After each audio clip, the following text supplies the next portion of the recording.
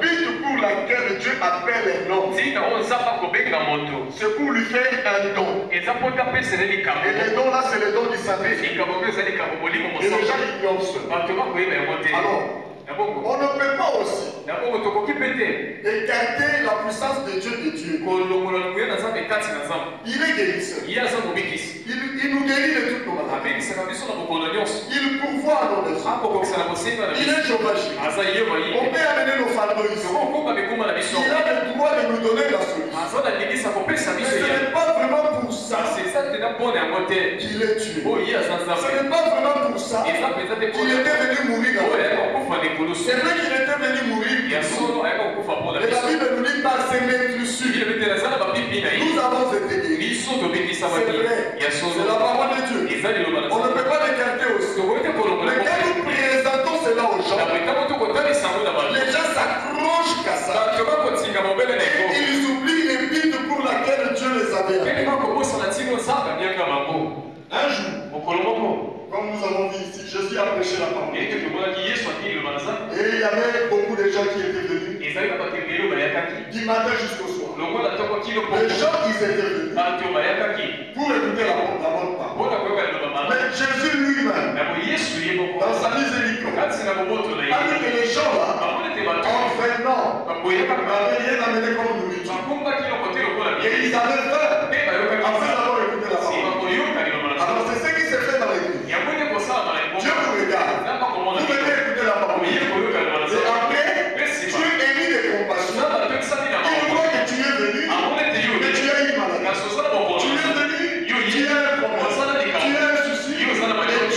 Et Dieu inspire peut-être le prédicateur à parler de tous ceux qui ont le fardeau, amener cela, et il va donner le solution. Il va vous décharger. Et quand on parle de ça, et que les gens découvrent que Dieu a réellement agi, il vous a déchargé de tous vos fardeaux. Alors les gens écartent le but pour laquelle Dieu les a fait. C'est pour cela que je suis avec. À quoi servirait alors de gagner le monde? Mais pour gagner le monde, il faut que Dieu soit guéri. Il faut que Dieu te donne. À quoi servirait alors de gagner 6 personnes? Le premier souci, la chose qui va préoccuper l'âme de l'homme, le cœur de l'homme, c'est le salut de son homme. Alors Jésus regarde, il dit, ils ont faim. Il appelle ses collaborateurs. Il dit, Pierre, viens un peu. Tu ne vois pas que ces gens-là ont fait. Et Pierre lui avait répondu, mais ils n'étaient pas venus pour manger. Ils n'étaient pas venus pour qu'on prenne soin d'eux. Mais ils étaient venus écouter la parole. Jésus a dit non. Je suis aussi le Dieu qui nourrit. Vous savez que j'avais nourri les gens dans le désert. Pourquoi ne pas les nourrir? Parce que nous allons les nourrir avec vous. Il dit, qu'est-ce que vous avez? Il dit, nous avons que 5 pains et 2 poissons. Il dit, amenez-moi ça. Et il a prié. Il a rendu grâce à Dieu. Il a multiplié. Et les gens qui étaient présents, ils avaient vu 5 pains et 2 poissons. À leur grande surprise, les 5 pains. Les 5 pains.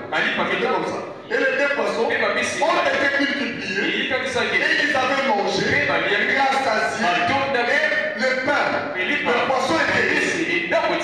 Ils ont dit, oh, en dehors de la parole, il peut aussi faire ça. À moi désormais, je ne peux plus lâcher cet homme. Et c'est la raison pour laquelle beaucoup viennent à l'église. Ils ne lâchent pas Jésus. Pourquoi? Parce qu'ils savent l'intérêt qu'ils peuvent donner. Et dans leur intérêt, il n'y a même pas le salut de leur âme. Il n'y a même pas le souci de la vie éternelle. Ils viennent seulement, ils savent que Jésus avec Jésus, je dors bien. Avec Jésus, je vais aller de l'avant. Je serai béni. Je ferai ceci. Je vais me lever. Et il commence à venir à l'église à côté. Et on commence même à tenir des réunions. On amène les malades. Non. On peut dire d'amener les malades. Mais derrière tout ça, que les malades là soient sauvés. Frère Bonhomme disait ceci. Je vais prier pour toi. Dieu peut te guérir. Mais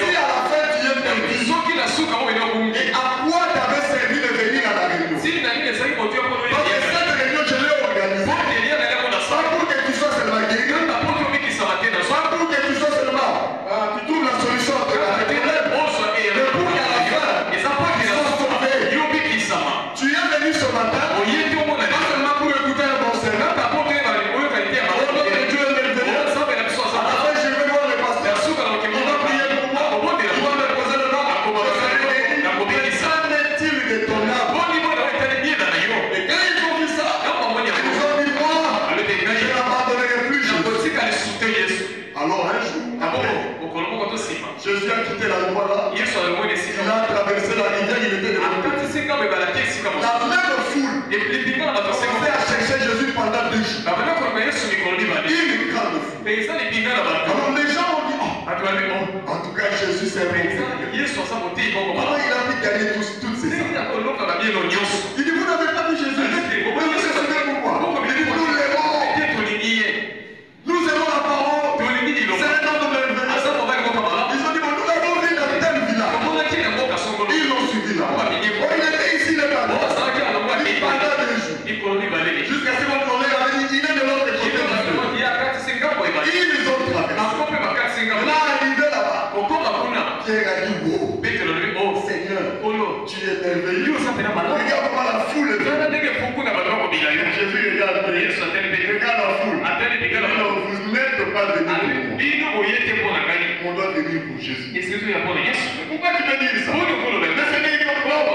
Tu sais, alors qu'ils avaient mangé les femmes, c'est pour cela qu'ils sont venus. Il dit, ne venez pas pour la nourriture qui périt. Ne venez pas seulement pour la guérison de Jésus. Ne venez pas l'église seulement pour la solution de Dieu. Mais venez pour la nourriture. Il ne périt jamais. La nourriture, il ne donnera la vie. Et c'est là où ils sont partis. Donc c'est pour vous montrer, beaucoup de gens viennent à l'église pour de différentes raisons. C'est pour cela que nous avons même des quartiers qui nous avertissent. Pour trouver le salut en Jésus. Selon une question de chacun de nous. Ne regarde pas ton ami. Tu ne connais pas la raison qu'il a amené dans ce message. Ne regarde pas ta femme. Tu ne connais pas les raisons qu'il a amené dans ce message. Peut-être qu'il était venu pour le mariage. Et il a eu son mariage. L'église lui dira sur le mariage. Ne regarde pas ton mari. Peut-être qu'il était venu pour autre raison. Alléluia. Il était peut-être venu pour le travail. Il était peut-être venu pour trouver une femme. Mais maintenant il est marié. Il s'en fout de l'église. Maintenant il était venu pour compris pour lui. Et Dieu lui accorde la grâce. C'est pour cela le salut est individuel. Nous avons des raisons différentes. Même quand le prédicateur prêche, nous avons aussi des raisons différentes. Il y a des bons et fidèles serviteurs. Il y a d'autres comme la Bible dit. Ils prêchent pour leur ventre. Ah, j'ai dit la vérité. Donc chacun a ses raisons. Et les raisons les biens, c'était quoi? C'est toi qui as les paroles de la vie éternelle. Les paroles que tu as là, la vie éternelle, je ne peux pas me donner de toi. À qui irions-nous? Ce sont des paroles mémorables. Si je suis dans le message, pour moi je sais que le message est la vérité. C'est la parole de la vie éternelle. Que tout le monde abandonne. Moi je n'abandonnerai pas. Beaucoup de gens ne reçoivent pas le Saint-Esprit parce qu'ils ne savent pas pourquoi ils sont dans la parole. Et il prend l'exemple de Orpa et Ruth. Pour ceux qui ne connaissent pas vraiment la Bible, il y avait un enfant d'Israël qu'on appelait Elimelech. Sa femme s'appelait Naomi. Et ils ont quitté Israël, ils ont rétrogradé pour aller vivre dans le pays de Moab avec leurs 2 enfants. Alors les 2 enfants ont pris les femmes moabites. Et après le mari est mort, les 2 enfants sont morts. Naomi est restée seule dans cette localité de Moab. Et il n'avait pas de parents et de famille. Et il a appris que leur Dieu est toujours vivant. Leur Dieu a béni Bethléem. Je dois retourner à Bethléem où il y a le vie, où il y a le pain de vie, la raison du pain de Dieu. Pour être nourri du pain de Dieu et avoir la vie éternelle. Alors c'est que je dois retourner à l'église.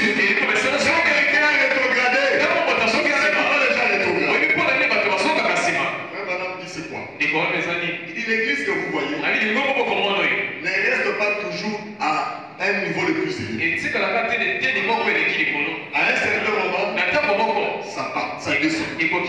À un certain moment, vous sentez la pression de l'ennemi. Il y a beaucoup de rêves qu'on nous amène. Et si on me donne des rêves là, ça fait peur. J'ai dit au Dieu, ne permets pas ça. Dieu a dit comment je ne peux pas permettre. Il dit c'est ça la vie de l'église. Il faut qu'il ait des secousses. Il dit quand vous voyez la tranquillité, cela veut dire que le diable aussi vous a vaincu. Mais quand vous voyez la tranquillité, vous devez aussi regarder très loin et voir l'ennemi là, comment il nous laisse faire tranquille. Ça fait au moins un mois. Toute une année, il n'y a pas de bousculade. L'ennemi est où? On va le chercher. Et quand vous regardez, vous pouvez le voir en train de préparer une attaque. Comment il va attaquer l'église? De quelle manière il attaque? De quelle manière il va procéder? On va nous révéler. Il va par les officiers. Il va avoir la tête des officiers pour la tête des pasteurs. Et des fois quand vous voyez ça, il y a des gens, quand ils voient ces choses-là arriver avec des problèmes, des tensions, ils se retirent. Ils critiquent même l'église. Mais en se retirant, il va rétrograder. Quand tu sens qu'il rétrograde, c'est là le prophète de Dieu dit. Dans Hébreux chapitre 5, première partie, il dit quand l'église a des tensions, a des problèmes, il dit c'est l'ennemi. Mais s'il y a des gens dans la même église qui se retirent, qui disent, en tout cas moi, j'ai retenu seulement à l'église, ces gens-là ont quelque chose de faux dans leur expérience. C'est comme dans l'armée. Ils sont là dans le pays, il y a la tranquillité, mais le jour où il y aura la guerre, vous voyez les militaires qui disent, ah moi, je vais entrer dans l'armée, mais tu étais entré pour. On réduit du temps qui va là. Moi je vais aussi l'instruire. Mais un jour il y aura la guerre. Et toi qui veux fuir, un déserteur, on va t'arrêter. Et pour Dieu aussi c'est pareil. Nous sommes des soldats chrétiens. Nous chantons. On avance soldats chrétiens. Vous êtes des soldats. Vous aussi vous êtes des soldats. On a dit quand l'église est en danger, le pays est en danger, la population regarde l'armée. Et quand l'église est en danger, le pasteur regarde le croyant. Dieu regarde le croyant. Son église est en danger. Les croyants seront là pour se battre. Pour pousser l'ennemi. Pour que la tranquillité reste. Que la paix règne à l'église. Il y a des gens qui ne supportent pas ça. Qui ne supportent pas les problèmes. Dans l'église, nous devons supporter les problèmes. Je vous dis, pendant qu'il y a la paix là, moi, je ne vais pas jamais à la paix. C'est un problème là-dessus. Et quand ça va surgir, je verrai ceux qui ont le Saint-Esprit. On a dit, estime que tu as le Saint-Esprit. Quand l'église est en danger, tu vas te pointer aux lignes de front. Je veux la paix dans l'église. Je veux que l'église ne meure pas. Je veux que la puissance de Dieu se manifeste dans l'église. Je dois combattre. C'est ça les bons soldats. Le pays est en danger. Vous voyez déjà venir. Pasteur, dans l'armée, ils disent moi je vais combattre pour que la paix revienne dans notre pays. Il y a d'autres qui fuient. Et à la fin, on les recherche. On les appelle des déserteurs. On les arrête. Il faut la prison. Alléluia. C'est ce que dit la parole ici. Et Naomi et son mari étaient des déserteurs. Mais quand ils sont partis, ils sont tous morts. L'église vous protège. C'est ce que frère Banana dit. Quand vous êtes dans l'église, vous êtes sous les sang. Toute faveur, grâce que Dieu donne à une église. Et quand vous êtes à l'intérieur, vous en bénéficiez. Ils étaient retirés, ils sont morts là-bas. Et quand Naomi a vu des problèmes, tu t'éloignes de l'église. Qu'est-ce que Frère Madame dit? Attends-toi à avoir des ennuis.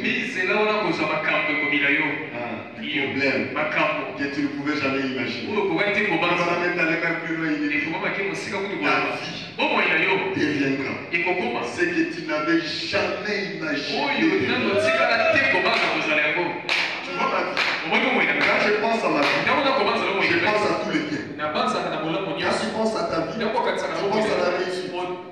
Éloigne-toi de l'église. Ta vie deviendra quelque chose que tu n'avais jamais imaginé. C'est la vérité. A dit le prophète. Et Naomi rentre. Pas de mari. Pas d'enfant. Pensez un peu. Toi seul. Tu as fondé une famille. Après, tu perds et les maris et les enfants. Et tu es âgé. Comment tu vas vivre dans cette vie? Ou toi le mari, tu perds ta femme et tous tes enfants. Tu restes seul. C'est comme Alpha m'a raconté une histoire. Il dit quelqu'un avait perdu comme ça les enfants et la femme. Et il avait fini à ça. Il dit je vais vivre pour. Et dans la parole de Dieu, nous avons aussi un homme. C'était un chrétien. Lui aussi, il avait perdu sa femme et ses enfants. Il est resté seul. Il a pleuré et en pleurant, il nous a laissé un cantique. Je crois la semaine prochaine, je vais apprendre ça. J'ai appris ça avec les instrumentistes. Il dit tout est bien pour moi. Alléluia. Et Naomi est entrée. En rentrant, derrière elle, il y avait deux femmes. C'est les deux types de gens qui veulent servir Dieu. Comme nous sommes à l'église, nous avons deux types de personnes. Nous sommes différents.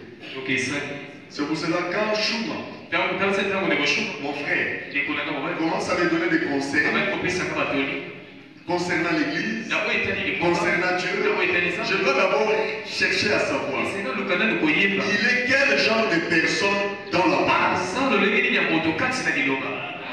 Quand moi aussi je commence à lui parler, je dois aussi chercher à savoir il est aussi quel genre, moi je suis quel genre de personne dans la parole.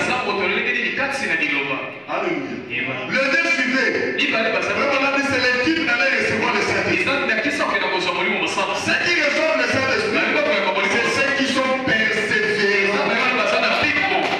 Ceux qui ne regardent pas aux intérieurs. Mais ceux qui regardent toujours à l'intérieur de Dieu. Il veut faire de Dieu son garçon de couple. Il veut faire de Dieu son père de bonheur. C'est lui qui va toujours lui donner. Il y a de la joie à donner qu'à recevoir. Toi qui veux seulement que Dieu te donne. Toi qui donnes rien à Dieu. Alléluia. Je crois que j'ai dit quelque chose. Et frère, madame, il y a des gens comme ça aussi dans le monde. Ah, il vient, Dieu ne donne pas. Il viendra. Et il ne vous dira pas pourquoi. Dieu veut aussi que tu puisses avoir de la joie quand toi tu donnes. Toi qui ne donnes pas. Et toi tu veux seulement que Dieu te donne. Même ton âme, tu refuses de lui donner. Des fois nous disons, Seigneur, je te confie, je te donne mon âme. Je te donne ma vie. On ne parle pas seulement de l'argent. Il fera quoi avec votre âme? L'or et l'argent, lui, n'a pas. Ce qu'il veut, que tu lui donnes ton âme, ton corps, ton esprit, ta vie tout entière. Vous savez, Jésus, Dieu nous a donné quoi? L'argent. Dieu a tant aimé le monde. Terminez-moi la phrase. Il nous a donné qui? Son Fils unique. Afin que quiconque croit en lui ne périsse pas, mais qu'il ait la vie éternelle. Dieu nous a donné son Fils unique. Qui est la parole de Dieu. La parole fait de chair. Afin que toi et moi, croyons à son Fils unique. Afin que nous ayons la vie éternelle.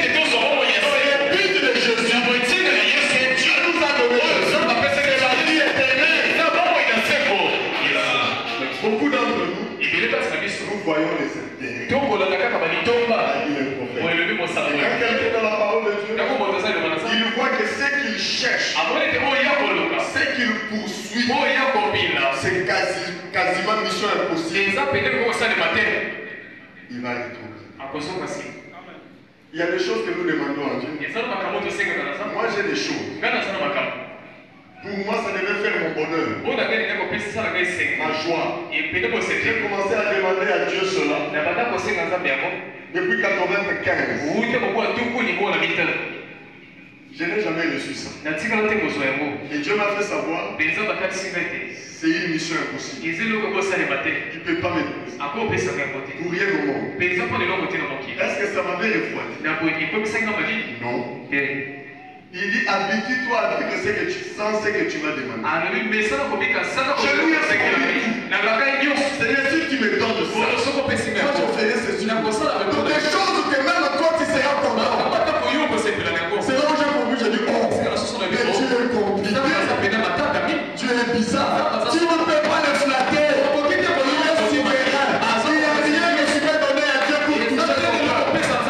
Il y a une seule chose qui touche le cœur. C'est la repentance. Il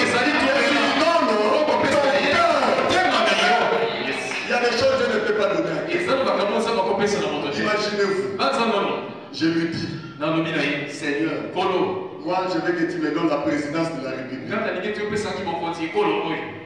Selon vous, Dieu peut me donner ça. Même si j'applique la foi comment. Vous allez me dire, même Dieu me dira non. Je ne peux pas te donner ça. Mission impossible. Alors les deux femmes suivaient Naomi. Derrière. Naomi le regarde. Mais vous allez où? C'est les types de deux personnes qui sont dans l'église. Qui sont en marche pour le baptême du Seigneur. Mais il faut écouter les choses. Pour dépend de ce qui est dans ton cœur. Il est dit. Écoutez. Vous voulez, vous venez de perdre vos maris. Et vous voulez avoir des maris. De moi. Mais voyez mon âge. Je suis presque vieil. Pensez-vous que moi, arrivé en Israël avec un homme peut même me regarder, même me prendre comme épouse. Il dit c'est mission impossible. Bon, supposons que je puisse avoir un mari. Est-ce que je peux encore m'accoucher? Mission impossible. Vu mon âge. Si je peux accoucher, on peut faire un miracle. Parce que Sarah a accouché à 80 ans. Si je peux accoucher, regardez un peu l'enfant. Les enfants vont grandir pour qu'ils deviennent grands. Et puis vous allez devenir des filles. Parce que selon la loi d'Israël, il y a des frères de vos maris qui peuvent vous voir. Vous voyez que le mariage est une mission impossible. On parle de la chose qui l'intéressait. C'était le mariage. Alléluia. Maintenant, regardez Naomi. Ça, c'est mission impossible. Ah, moi, j'arrête. Je ne peux pas avancer. Et elle est partie. Maintenant, elle t'a dit, moi, mon désir, mon but, c'est pas que je puisse avoir un enfant. Moi, ce que je veux, ton Dieu,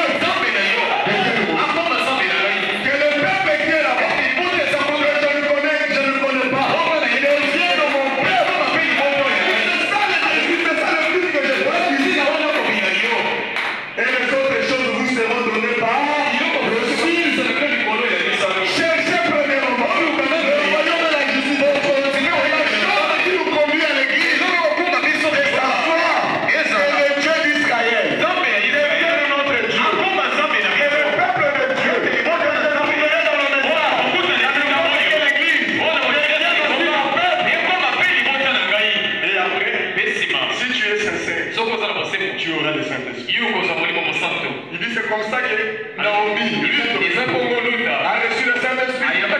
Ça n'a pas lié, on va être persévérant. Ne regardons pas nos intérêts. Parce qu'il y a des choses que Dieu ne te donne. Mais si tu persévères, tu auras ça. Est-ce que Ruth n'a pas eu un mari? On va aussi t'aider à en avoir. Cherchez d'abord le Saint-Esprit. Vous verrez comment est-ce que les bénédictions vont tomber à la Alléluia. Je crois que j'ai dit la vérité. Entrons maintenant dans notre sujet. Pourquoi beaucoup de gens ne reçoivent pas le Saint-Esprit? Comme on a dit, il y a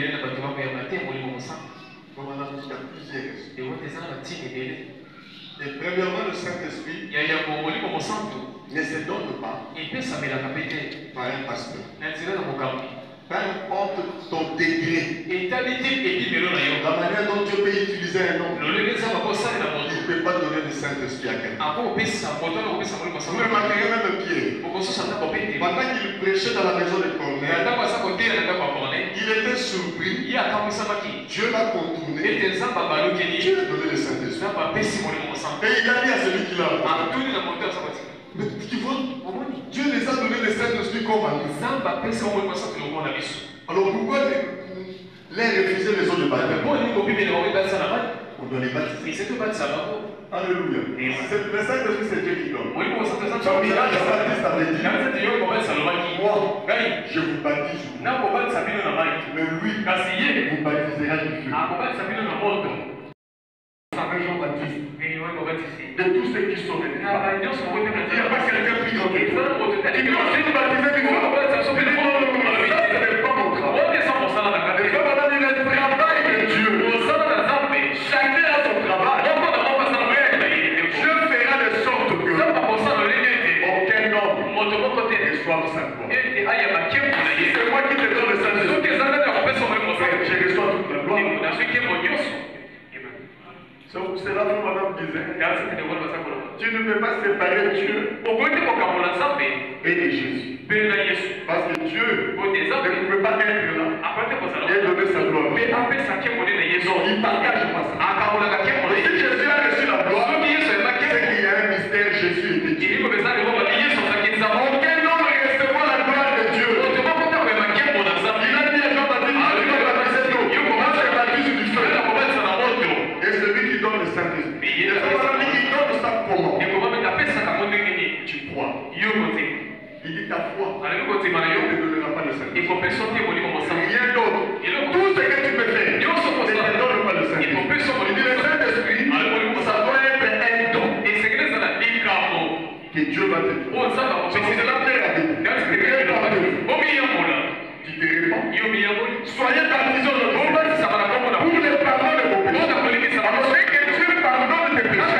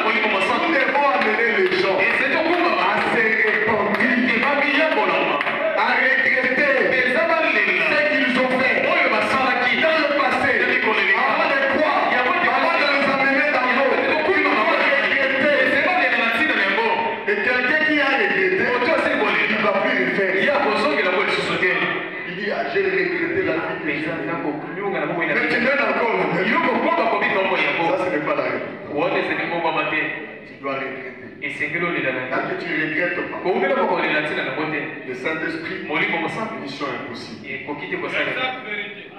La repentance. Et quand on se répand, Dieu voit tout ça. Il te donne un don, un cadeau, quelque chose de merveilleux. Le Saint-Esprit Et tu reçois cela. Recevez le Saint-Esprit. Tu ne le recevras pas comme ça. Il faut que ça vienne d'en haut. C'est une puissance d'en haut. Ça ne reste pas ici. Et comment est-ce que Dieu donne le Saint-Esprit? Il envoie toujours un ange pour marquer les gens. Nous faisons seulement les travail. Tu peux me combler de tous les biens. Je ne te donnerai jamais le Saint-Esprit. Mais je t'amènerai à un niveau où Dieu peut te faire confiance et te donner le Saint-Esprit. C'est quel niveau? C'est le niveau le plus difficile. Que beaucoup de gens, on n'arrive pas à les amener. C'est quoi? Amener l'homme à commencer à pleurer, à gémir pour les abominations qui se font sur la terre. Vous savez qu'il y a des abominations. Une fille qui porte les habits des hommes des pantalons. Elle est presque nue. Maintenant, quand toi tu vois, tu pleures. Oh Dieu, où va le monde? Mais si toi, tu aimes ça, tu aimes ça, tu le regardes même, il est bien bâti. Là, tu dis ça dans le cœur. C'est fini. On n'a pas encore fait le travail. On n'a rien fait. C'est comme une maman, c'était juste ici. Ça m'avait énervé, je voulais parler comme ça. Et là, il y a une fille. La fille de son ami. Avec mon père, les amis, il moule le corps. Maintenant, elle a regardé. Elle a dit, ma fille, oh bon Dieu. Quand cela est tombé de mes oreilles, ça m'avait aidé. Je voulais crier. Je voulais dire, vous gaspillez vos filles comme ça, vous dites. J'ai dit, je peux dire ça. Elle pourrait me larguer. Et ça ne serait pas bien pour moi, je suis serviteur. Et quand l'homme arrive à pleurer, à cause des abominations, du péché qui se commet, cela veut dire que lui n'est pas dans le péché. Lui n'est pas là-dedans. Il n'encourage pas ça. Il aura le Saint-Esprit. Mais beaucoup d'entre nous, nous encourageons ça. Il dit, comment on va vivre dans mon Kiliango? Comment est-ce qu'on peut vivre dans ce monde? Si ces filles-là ne portent pas des habits, ça fait quelque chose dans le monde. C'est que tu encourages. Ce sont des gens calmes. Il dit, il ne faut pas encourager les têtes. Commençons ça dans nos maisons. N'encourageons pas ça. C'est-à-dire que les gens voient que si c'était seulement toi, dans ce monde, telle chose ne va pas. Mais si nous encourageons ça, encourager ça veut dire aimer. Nous-mêmes les sœurs, nos soeurs portent des habits qui nous moulent. Pas les pantalons, mais ils prennent quand même. On va le dire à la jupe. Et regardez quand ils vont faire les fesses. Elle profite. Moi je l'ai. Mais pourquoi pas ne pas seulement le haut? Parce que les gens je dis toi et moi on ne se comprend pas. Mais le pas, tu arrives là-bas et tu regrettes dans le cœur. Tu te sens gêné. Pourquoi ici comme ça? Il dit on a profité quand même. Je les vois partout. Ce n'est pas bien. Nous encourageons aussi ça. Moi, s'il y a quelque chose qui m'énervait, je me disais, avec les répètes, comment la fille fait ça? Donc nous gémissons. Nous plairons à cause de tout ça. Et à ce moment-là, l'ange là va nous céder. Maintenant, le problème qui est là, beaucoup d'entre nous, nous gémissons pas. Au contraire, nous aimons ça. Écoutez, c'est le frère Branham qui s'offre Branham Tabernacle.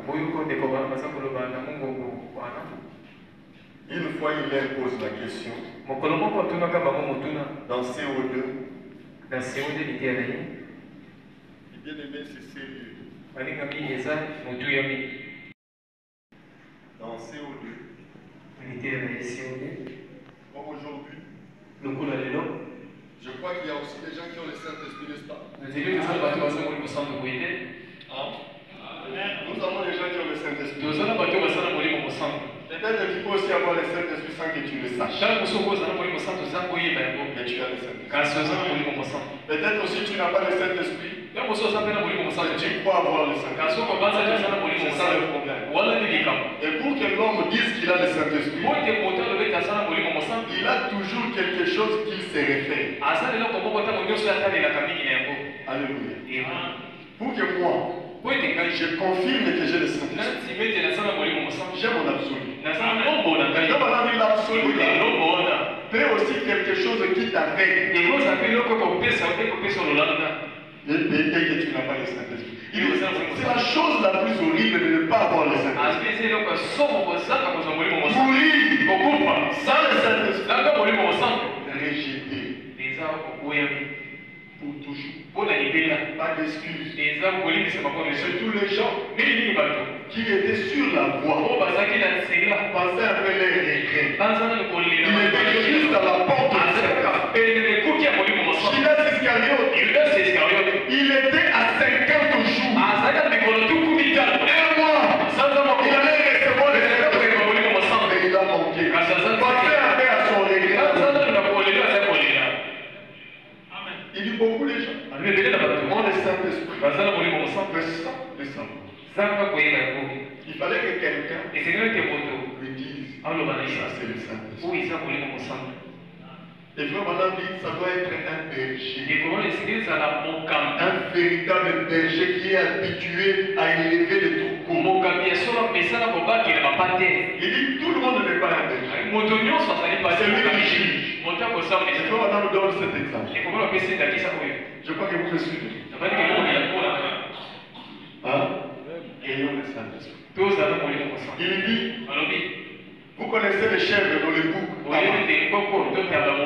et les moutons que nous appelons même à quand le nez crie, c'est la même chose, n'est-ce pas? Tous fait. Maintenant, s'ils sont derrière, le nez là les empêche. Quand tu écoutes, on te dit, essaye un peu de différencier. L'animal qui a crié là, est-ce que c'est une chèvre, un bouc, ou un mouton, un agneau? Probablement tu ne le sauras pas. Mais les Maoussa, le Westaf là, qui les élève, tu peux le différencier. Il dit, ils sont habitués à ça. Ils savent qu'il y a des points qui les différencient. Mais toi, tu ne peux pas le savoir. C'est la même chose dans l'église. Un véritable berger qui conduit un peuple, il peut connaître ça là. C'est le baptême du Saint-Esprit. Ça là. La personne ne peut pas le savoir. Il dit, c'est le berger. peut savoir. Donc il y a des gens qui ont le Saint-Esprit, mais qui ne le savent pas. Mais il y a aussi d'autres qui disent qu'ils ont le Saint-Esprit, mais qu'ils n'ont pas. Si on pose la question, est-ce que vous avez le Saint-Esprit? Chacun est dans son absolu. Oui, j'ai le Saint-Esprit. Par exemple, si je vous pose la question, si on retourne au Branham Tabernacle, le pasteur Lévi l'était là. Est-ce que le pasteur Lévi dans le Saint-Esprit? Tu diras oui. Pourquoi tu as dit oui? Pourquoi tu penses que la société de Branham ne peut pas avoir le Saint-Esprit? Ton absolu, c'est la société de Branham.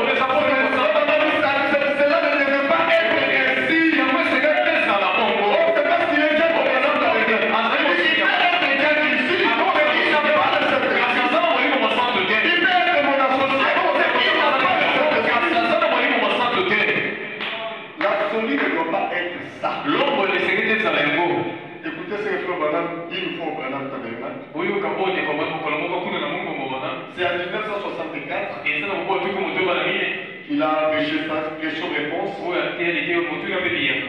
Je Je n'ai pas la tête avec moi. Vous avez ça dans vos tablettes. Dans CO2 volume 2.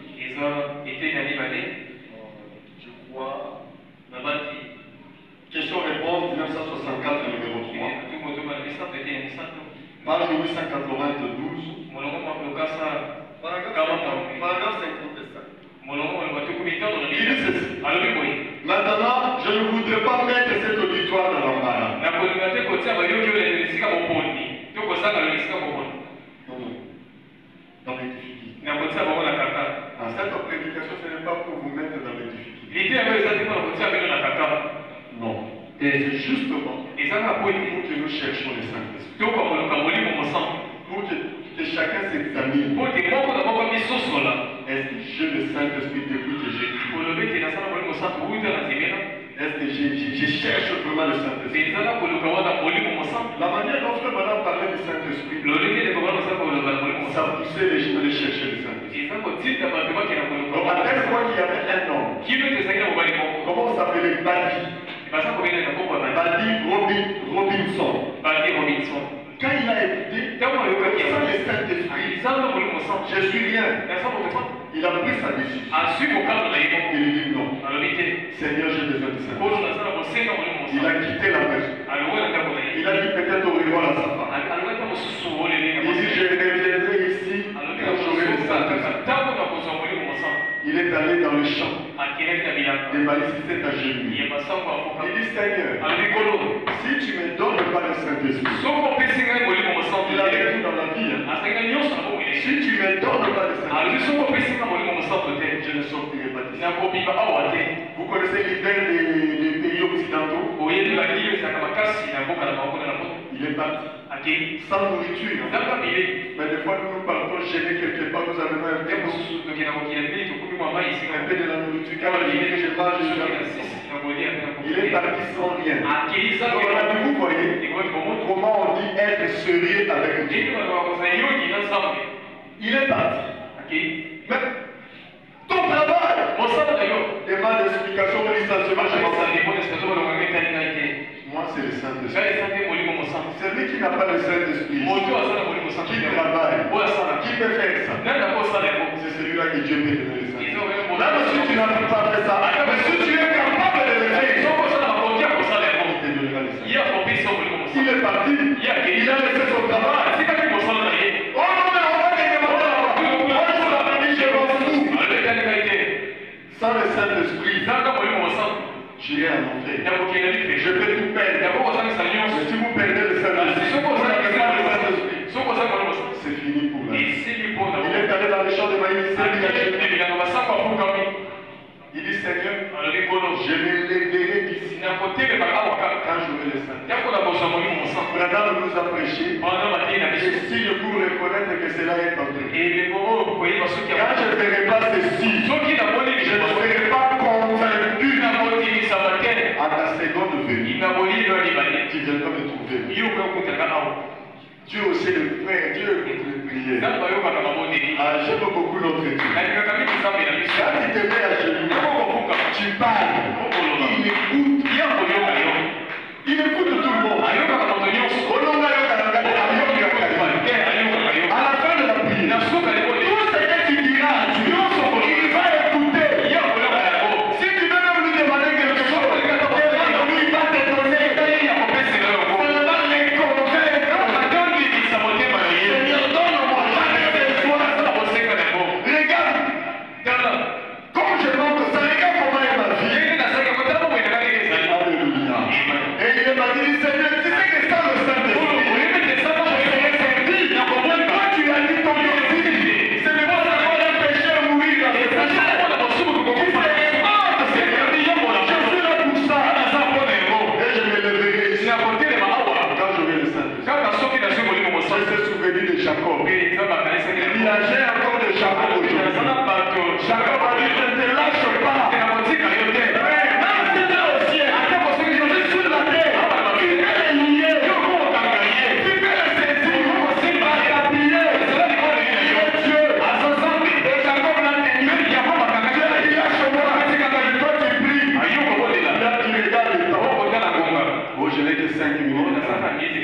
Tu n'auras pas. Restez là. Tourmentez Dieu. Dérangez Dieu. Priez. Ça va recevoir la chose. Avant même que tu dises Amen. La chose va déjà venir. Alléluia. Et il était resté là. Comme Jacob. Et vous savez quoi? Dieu lui a donné. Et Branham l'a confirmé. Quand on est sérieux, Dieu donne. Alors on ne peut pas vous mettre dans l'embarras. Quand Branham le dit ici, je ne voudrais pas mettre cette du paragraphe 55. Question réponse numéro 3. Vous avez ça dans votre table. Il dit ceci. Maintenant, je ne voudrais pas mettre cet auditoire dans l'embarras. Ou même vis-à-vis de nous. Ou même moi, vis-à-vis de vous. Je ne veux pas vous mettre dans l'embarras. Mais je me demande, si je demandais ce matin, qui dans cet auditoire, des gens là, qui dans cet auditoire, a le Saint-Esprit, probablement que 95%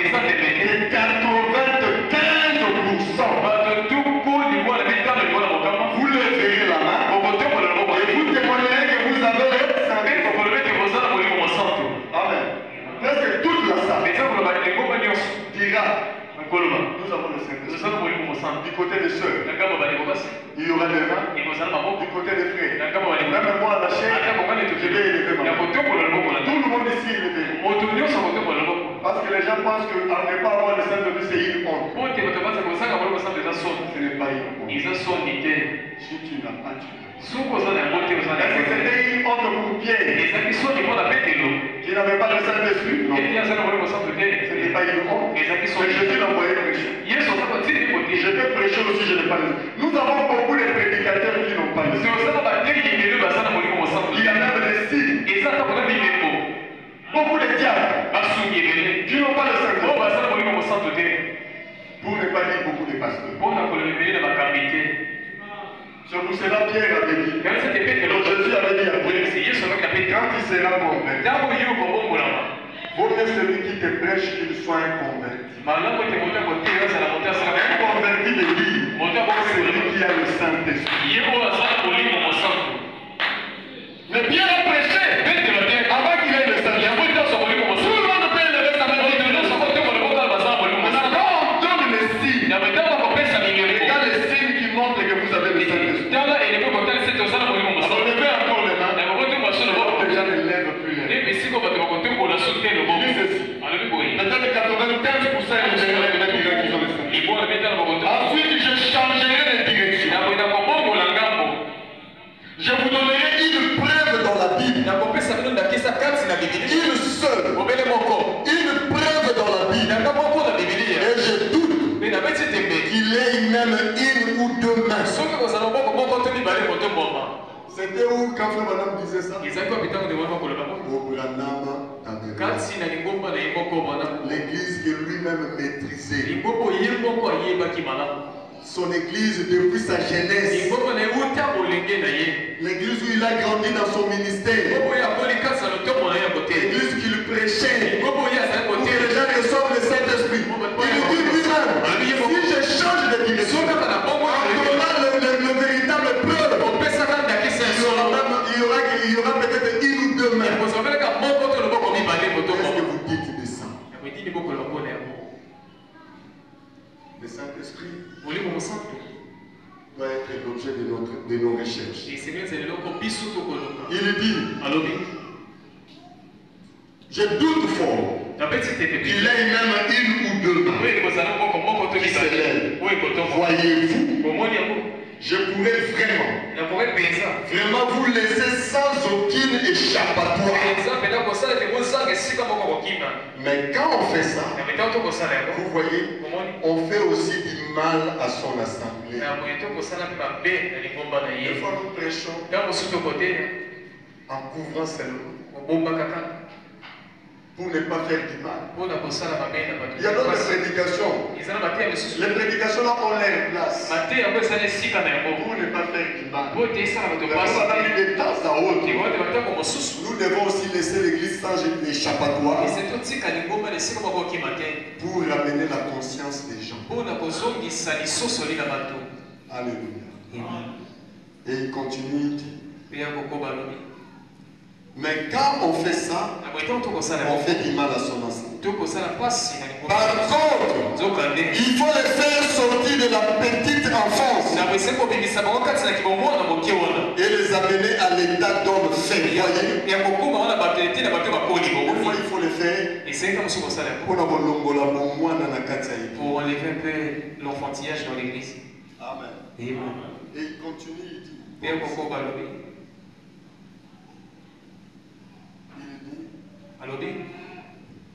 Pour savoir qu'on a le Saint-Esprit, toujours dans la même prédication, paragraphe 69. Il dit, alors qu'en est-il? Je vais vous poser une question difficile. C'est la question que Frère Branham pose à chacun de nous ici. Pendant une minute, écoutez la question. Si je disais, combien ont le Saint-Esprit? Vous les verriez tous là. C'est le comportement de l'église. Nous tous, nous allons élever nos mains. Combien ont le Saint-Esprit? Posons la question. Combien ont le Saint-Esprit ici? Levez la main. C'est la parole de Dieu. Vous voyez? Personne ne veut manquer le Saint-Esprit. Nous tous, nous voulons le Saint-Esprit. Et il dit, vous les verrez tous là. Je dirai très bien. Maintenant, je veux voir si vous l'avez vraiment. Maintenant, frère Madame dit, je vais maintenant voir si vous l'avez. On pose la question. Tu dis que tu as. J'ai dit que j'ai. Maintenant, frère Madame dit, maintenant on va voir.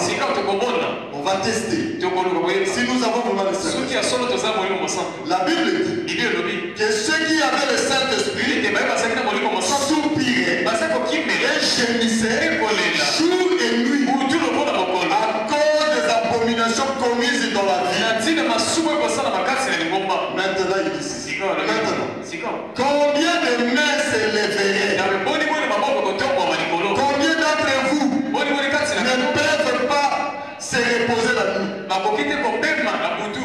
Combien ici la nuit ils ont fait des insomnies? Ils se sont dérangés toute la nuit. Pas parce qu'il a un problème. Pas parce qu'il a un souci. C'est parce qu'il y a trop de péchés dans le monde. Qui n'a pas dormi? À cause de ça. Nous tous, nous avons bien dormi. Ronflé aussi. Et nous parlons du Saint-Esprit. Donc ça, c'est la grâce de Dieu. Et il dit combien ne peuvent pas se reposer la nuit. Vous êtes tellement remplis de joie et de la puissance de Dieu. Et vous êtes tellement attristés à cause des gens qui sont perdus. Que jour et nuit, vous pleurez, gémissez à cause des abominations. Voyez, qui serait comme ça dans la vie? Ici à Comès, il y a des gens comme ça. Combien y en a-t-il qui sont comme ça dans l'église? Selon la Bible, c'est ça la preuve qu'on a le Saint-Esprit.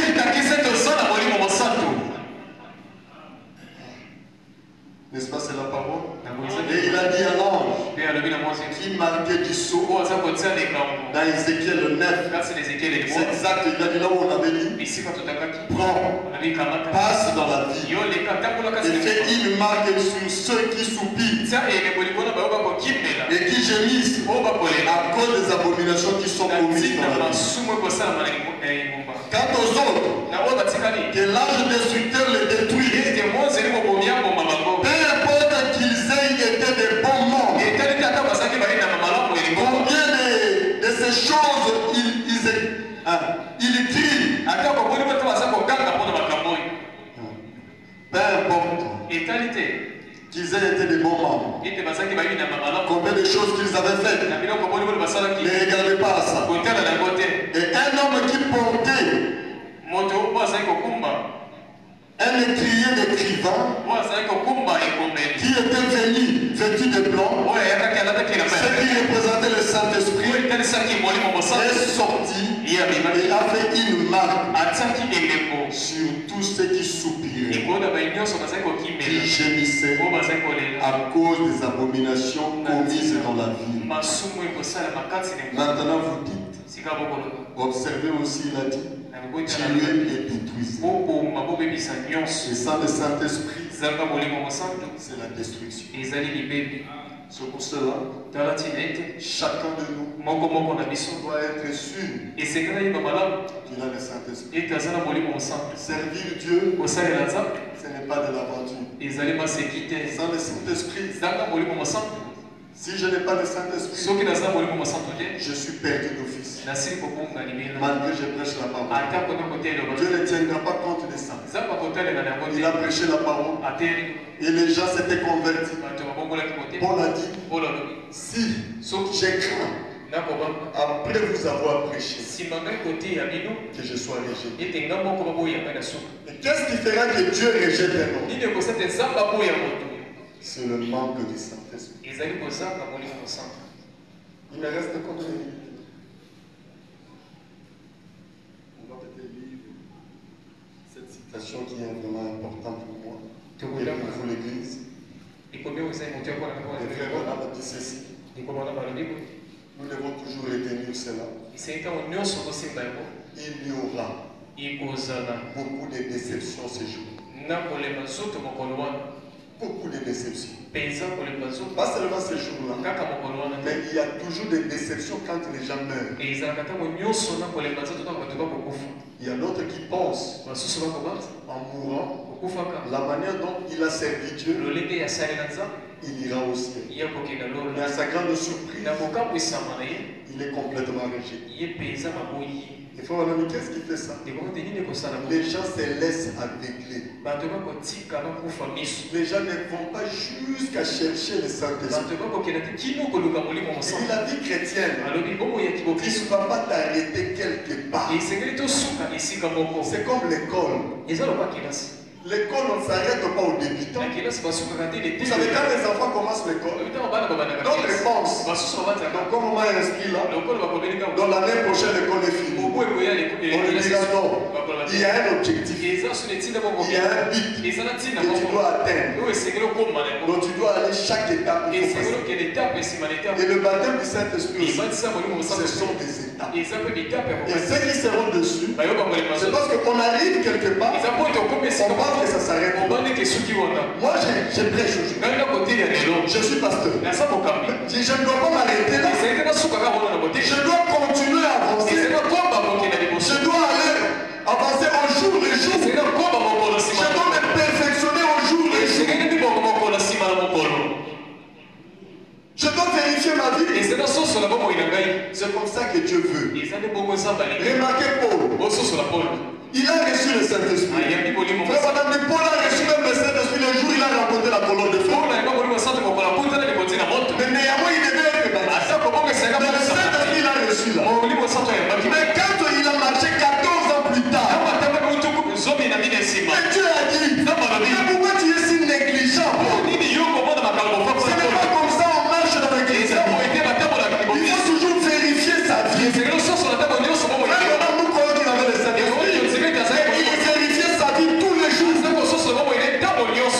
Le Saint-Esprit fera que toi et moi, nous soyons vigilants sur notre propre vie. Dieu lui dit, mais il faut prendre d'abord ton évangile. Aller auprès de ceux qui sont considérés. Pour voir si tu n'as pas couru en vain. Ou tu es en train de courir en vain. Ça c'est un mystère. On en parlera plus tard. Alléluia. Il faut toujours vérifier. Vérifiez ta vie. Est-ce que je suis arrivé là où Dieu voulait que j'arrive?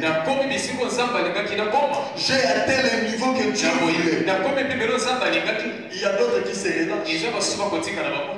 Ils restent sur place. Le christianisme, c'est une marche. Tu dois marcher tous les jours. Il y a des choses que tu vas découvrir en marchant. Écoutez, ça fait maintenant dit dans la prédication, la soif. Prêché le 19 septembre 1965. Parmi les dernières prédications du prophète. Paragraphe 243. Il a fini de prêcher. Il prie maintenant. C'était la prière qu'il faisait à Dieu. Il dit, Dieu bien-aimé, des pensées Kokanisa, des pensées aux désillusions, des déceptions qu'il y aura là-bas au jugement. Et quand je pense à ça, des gens auront mené une bonne vie. Auront mené une bonne vie. Propre. Saints. Seront allés à l'église. Aussi dévoués qu'ils pouvaient. Et perdus. Regardez la vie que nous menons. Est-ce que c'est une bonne vie? C'est une vie propre, sainte. Est-ce que je vais souvent à l'église? Aussi dévoué. Il dit des gens comme ça seront perdus. D'avance. Il y aura des gens qui seront perdus comme ça. Qui ne comprendront pas. Maintenant, nous continuons. Dépensez à ces pharisiens qui de leur jeune âge avaient été formés dans la parole. Ils étaient sortis de différentes écoles.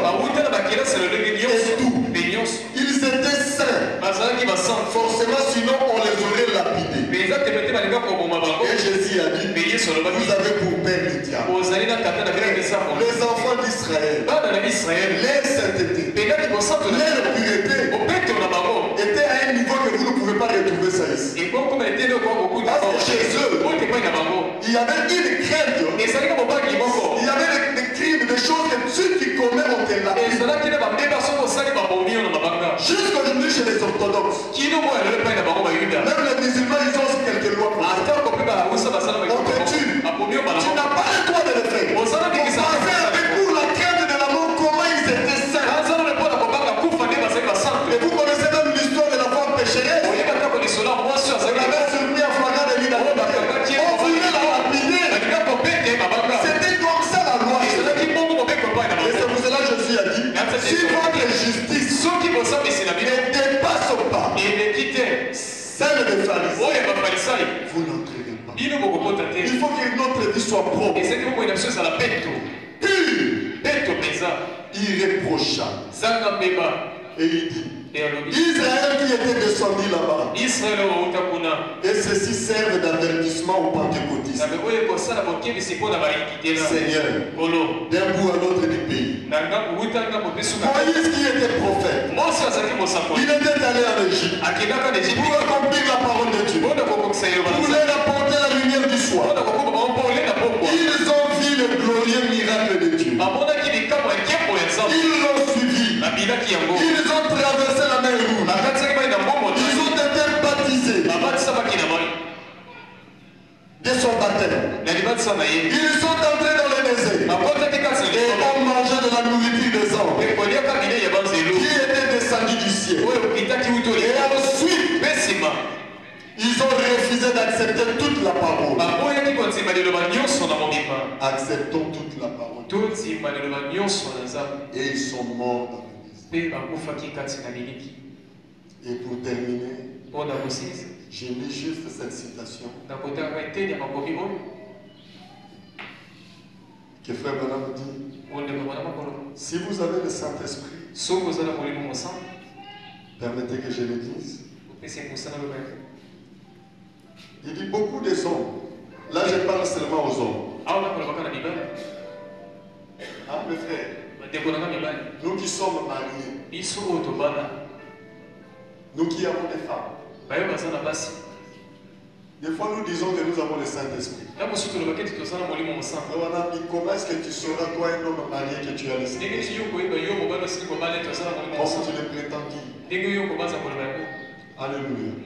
Le Saint-Esprit, ce n'est pas quelque chose à blaguer. Tu dois savoir. Je me rappelle quand notre pasteur nous prêchait, il avait souvent l'habitude de dire, il dit, si tu as le Saint-Esprit, il faut que tu le saches. Il faut être sûr. Si tu ne l'as pas aussi, ne présume pas. Dis Seigneur, je n'ai pas le Saint-Esprit. Viens dire pasteur, je n'ai pas le Saint-Esprit. Comment est-ce que je peux le recevoir? Est-ce que tu es prêt à écouter tous les conseils qu'on te donnera pour recevoir le Saint-Esprit? Si vous aimez vraiment le Saint-Esprit. Et il nous enseignait comme ceci. Il dit, avez-vous déjà dit un pécheur qui est parti à la pêche? À son retour, on lui pose la question, tu as les poissons? Et il te dit, je ne sais pas si j'ai eu les poissons ou pas. Il y a quelque chose qui ne va pas. Tu viens à l'église pourquoi? Pour le Saint-Esprit. Pas pour nous voir les esprits. Un jour, nous n'allons plus vivre ensemble. Un jour, je ne te verrai plus jamais. Un jour, nous allons nous séparer. Tu vas peut-être mourir. Je vais peut-être mourir. Ce n'était pas pour ça que Dieu t'a placé là. C'est pour le Saint-Esprit. Maintenant, si on te pose la question, tu étais venu à l'église pour le Saint-Esprit. Est-ce que tu as le Saint-Esprit? Parce que je ne sais même pas. Tu ne sais pas comment. On dit seulement que soit tu n'as pas, et on va t'aider. C'est pour cela, frère, madame avait l'habitude. Avant de prêcher la prédication, comment recevoir le Saint-Esprit? Il appelait les gens qui avaient le Saint-Esprit. Il y avait même des couples qui avaient le Saint-Esprit. Il dit couple tel. Allez voir le couple là-bas. Le couple n'a pas le Saint-Esprit. Ce n'est pas une question de honte. Nous ne recevons pas le Saint-Esprit. C'est parce que nous avons honte. Mais si je n'ai pas le Saint-Esprit, je dirais que je n'ai pas le Saint-Esprit. Pasteur, aide-moi. Il dit allez voir le couple tel. Causez avec eux. Parlez de votre expérience. Le Saint-Esprit, c'est une expérience. Quand tu as reçu le Saint-Esprit, quelle est la vie qui s'est exprimée? Allez parler à la personne. Et comment est-ce que tu avais fait pour recevoir le Saint-Esprit? Pour que Dieu te fasse confiance. Et amener les autres à remplir les mêmes conditions. Et on ne peut pas le faire. Frère, toi, est-ce qu'on peut te prendre? On a un nouveau converti ici. Frère, comme ici. Accroche-toi avec le frère. Et vous verrez, il commencerait à nous raconter seulement le mal de l'église. Vous savez, un tel, il faut faire attention. C'est toi qui as un problème. Vous connaissez l'église de Jésus. Il y avait un démon. Mais quand les membres de l'église parlaient de l'église, ils ne faisaient pas allusion à Judas. Ils ne voulaient pas faire peur aux gens. Ils savaient. Ils ont Jésus qui a le parole de la vie. Il faut savoir que nous avons le message de la fin. Il n'est pas la seconde fois. Est-ce que Philippe a dit à Nathanaël? Nous sommes là. Parmi nous, il y a un démon. Il faut faire attention. On n'a pas dit ça. Pierre n'a jamais dit ça. Mais c'est ce que nous lui disons. C'est ce qui fait, c'est la preuve que la personne n'a pas le Saint-Esprit. On ne peut pas te confier quelqu'un. Tu vas le détruire.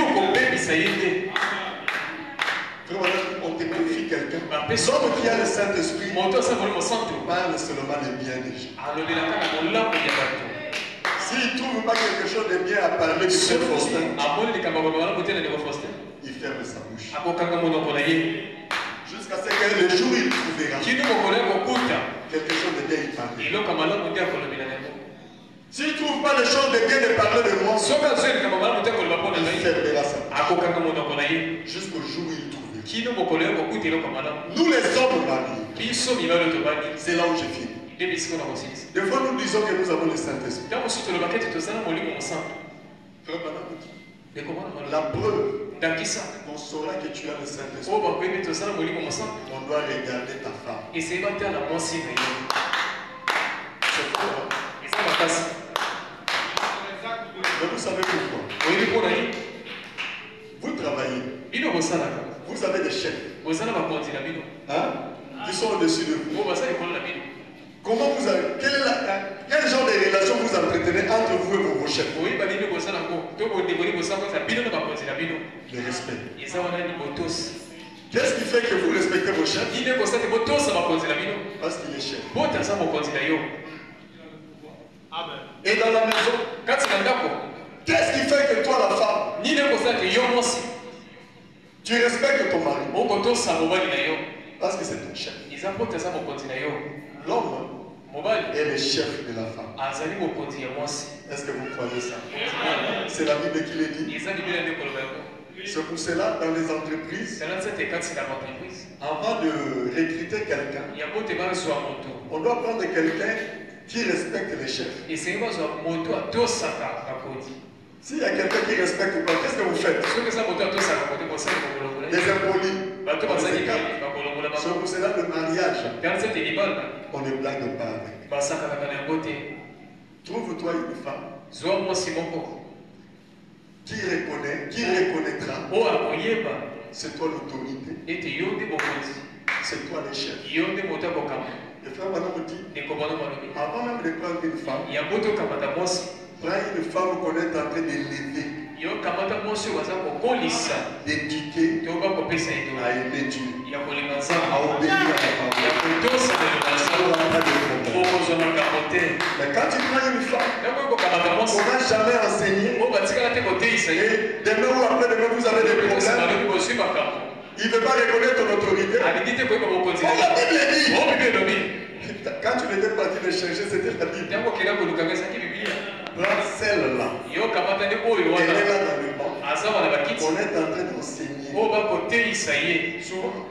On aura régulièrement des réunions de jeunes filles et de jeunes garçons.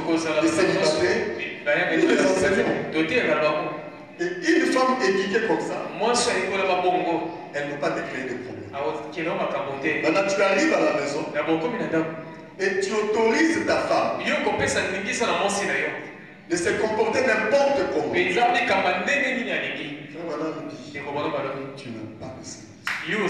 le Saint-Esprit. Celui qui a le Saint-Esprit va user du pouvoir que Dieu lui a donné. Et le pouvoir là ne peut être exercé, être applicable à ceux-là qui sont sous Dieu. C'est pour cela que nous vous disons, en aucun cas, n'avez pas de honte. Ça aussi c'est un signe que tu n'as pas le Saint-Esprit. Parce que le Saint-Esprit aime ce que Dieu aime. Le Saint-Esprit, ce n'est plus vous, c'est Christ. Alors je ne pense pas que Christ dans ton corps, à l'intérieur de toi, va aller vers une prostituée. Si Jésus était là, sous ta forme, est-ce qu'il allait prendre une femme dehors? Il doit se marier conformément à la parole. C'est ça le signe. Et ça, c'est le Saint-Esprit qui conduit cette homme. Mais quand ce n'est pas le Saint-Esprit, tu vas te marier contrairement à ce qu'exige aussi la parole. Et tu auras une femme compliquée. Je prends directement la prédication. L'église et sa condition. Vous avez ça dans le tablette à Gapao. Le 5 août 1956. Paragraphe 51. Après, maintenant, on parle des hommes qui vont à l'église, nous autres là qui sommes mariés. Et vos femmes se conduisent n'importe comment. Il dit ceci, paragraphe 51. Et vous les hommes, vous pauvres mollusques. Nous les hommes,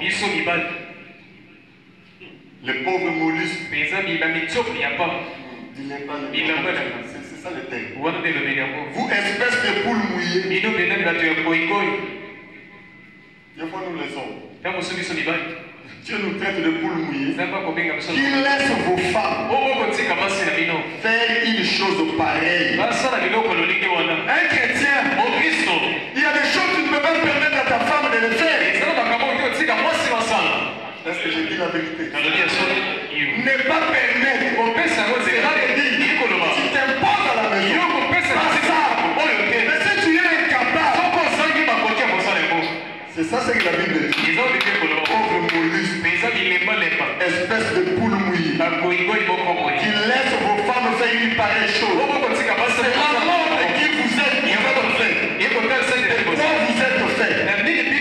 C'est la raison pour laquelle vous n'avez pas le Saint-Esprit comme vous affirmez la voix. Sinon vous auriez assez de crainte pour faire agir ta femme comme une table. En tout cas, aussi longtemps qu'elle vivra avec vous. Amen. Cela semble démodé et tranchant. C'est de ça que l'Église a besoin aujourd'hui. Mais on va regarder ta femme. Comment elle se conduit? Mais pourquoi tu la laisses se conduire pour ça? Boule mouillée. Ta femme ne veut pas venir à l'église. Toi tu dis tu as le Saint-Esprit. Je prendrai une femme qui aime l'église. Est-ce que j'ai dit la vérité? Moi une fois à Brazzaville, on avait beaucoup de problèmes à l'église. Et ce jour-là, j'ai dit, les pasteurs et moi, il y avait trop de problèmes. Ce jour-là, j'ai dit, je n'irai pas à l'église. Et ma femme m'avait mis l'eau dans la douche. Moi, j'étais au salon. Elle est venue me dire, chérie, j'ai mis l'eau là-bas, t'es là-bas, on va aller. Je lui ai répondu, aujourd'hui, je n'irai pas à l'église. Elle aussi ne m'a pas géré. Elle m'a donné le deuil son. Elle m'a lancé seulement une fois. Moi aussi et les enfants, nous n'irons pas à l'église. Quand j'ai écouté ça, j'ai rien répondu. Je suis entré pour que nous savions aller. Vous voyez? Et vous aussi les femmes. Ton mari reste à la maison, ne peut pas venir à l'église. Tu le laisses comme ça. Non. Le Saint-Esprit ne le fera pas. Et c'est là où il dit. Et j'ai fini par cette citation. Il parle maintenant de lui-même. Il dit, moi, Branham, dans la prédication, vous pouvez jouer la musique, j'ai fini. Jésus-Christ est ma sagesse. Hébreux chapitre 7, première partie. Prêché le 15 septembre 1957, vous avez ça dans votre tablette. Il avait acquis tellement des hommes. Comme il a dit là, vous laissez vos femmes se comporter comme ça. Il y a d'autres qui lui disaient, toi madame, tu ne peux pas laisser ta femme aussi faire ça. Il lui dit, ma femme, madame Branham, faire ça. Il dit, c'est impossible. Pourquoi c'est impossible? Il dit, à moins que je sois changé. Si je suis seulement le Branham que je suis, elle le fait. Il était qui? Alléluia. Écoutez ce qu'il dit. Paragraphe 158. Il dit, je ne dis pas que ma femme ne le fera pas. Les choses que je vois d'autres femmes les font. Le seul. Mais il faudra que je sois changé. Donc que je sois changé. Et perverti par rapport à ce que je suis maintenant.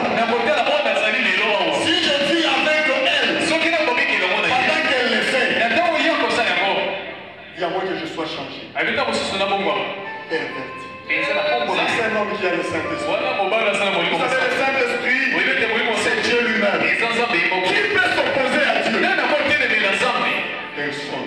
Si tu as le Saint-Esprit, tu dis, c'est le lion qui a dit.